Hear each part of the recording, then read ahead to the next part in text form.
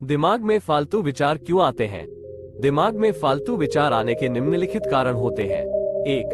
अगर आप श्रम नहीं कर रहे हैं और मस्तिष्क व्यस्त नहीं है तो जाहिर है तरह तरह के ख्याल आपके दिमाग में उपजेंगे।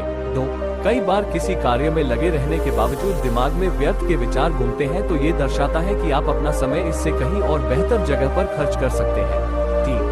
इसके अलावा ये भी हो सकता है आप जीवन में श्रेष्ठ कार्य कर रहे हो लेकिन अपना बचा समय आप उन लोगों या चीजों की गलत संगति में बिता रहे हैं तो भी विचार आ सकते हैं। दिमाग में नेगेटिव विचार आना।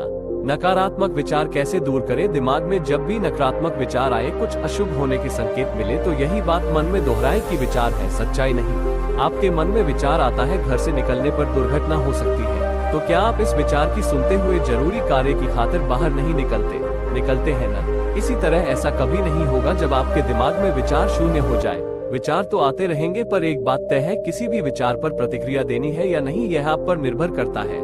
मान ले आपको अपनी नौकरी छीन जाने का विचार आता है, वास्तव में है तो ये सिर्फ एक ख्याल, पर जब आप इस ख्याल के खिलाफ लड़ने लगते हैं तो फिर आपका बहुत सारा समय उसी विचार में उलझने में लग जाता है। पर अपने ही विचार से विद्रोह करने पर अंत में आपको कोई फायदा मिलता है नहीं ना। तो जब भी कुछ बुरा होने के विचार आने लगे तो कहना मुझे फर्क नहीं पड़ता विचार अच्छे आ रहे हैं या नहीं, मैं वही करूंगा जो सही है।